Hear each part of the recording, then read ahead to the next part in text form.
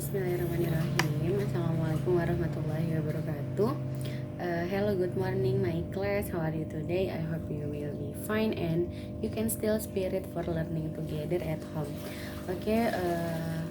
Hari ini Bu Dini minta maaf karena kita tidak bisa melakukan Zoom meeting karena Bu Dini ada keperluan nanti yang belum bisa ditinggalkan sementara. Jadi pembelajaran bahasa Inggris kita melalui video pembelajaran terlebih dahulu ya, dan akan di-share di Google Classroom. For today we will learn about simple past tense. You can open your book page 75. Ya, hari ini kita akan belajar tentang simple past tense. Kalian bisa buka di halaman 74 dan 75. Ya, sebelumnya Bu Dini akan menjelaskan apa itu simple past tense. Jadi simple past tense itu kejadian yang sudah berlalu, gitu ya, yang sudah pernah terjadi. Ya, the simple past tense is used to talk about the past. Nah, cirinya biasanya itu diikuti dengan keterangan waktu. Nah, waktunya juga waktu yang sudah lampau. Ya, kejadian di masa lalu atau kejadian yang sudah pernah terjadi. Nah, keterangan waktunya itu adalah yesterday, last week, last year. Nah, pokoknya yang ada last-lastnya dan ago-nya. Nah, itu yang pernah terjadi, ya.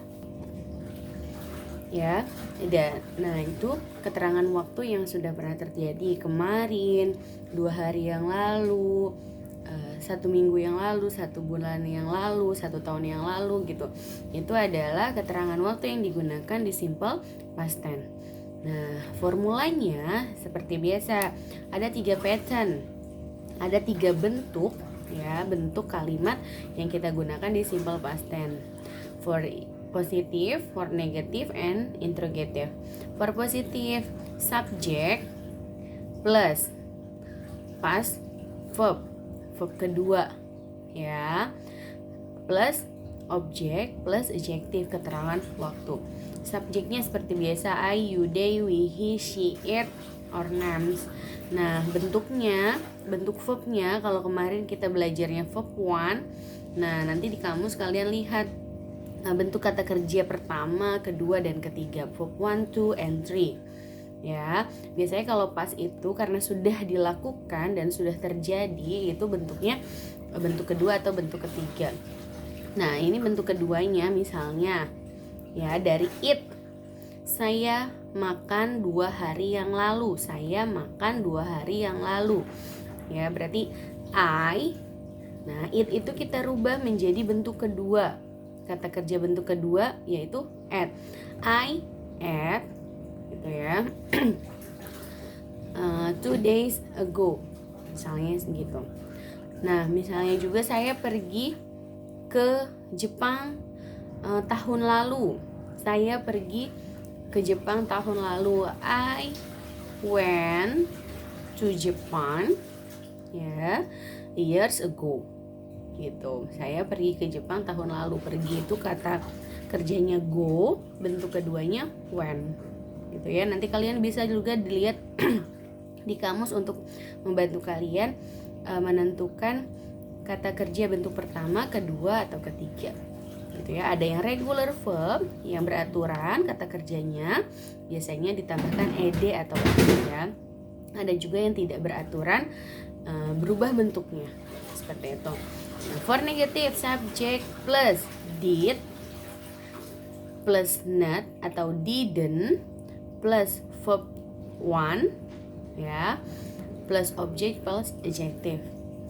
Nah, for example kalau tadi di positifnya I went to Jakarta last week. I went to Jakarta last week. Go-nya itu when, itu adalah bentuk kedua. Nah, di negatif when itu berubah lagi menjadi bentuk pertama, hanya ditambahkan didn't atau did not. Ya, jadinya I did not or didn't go to Jakarta last week. Gitu ya.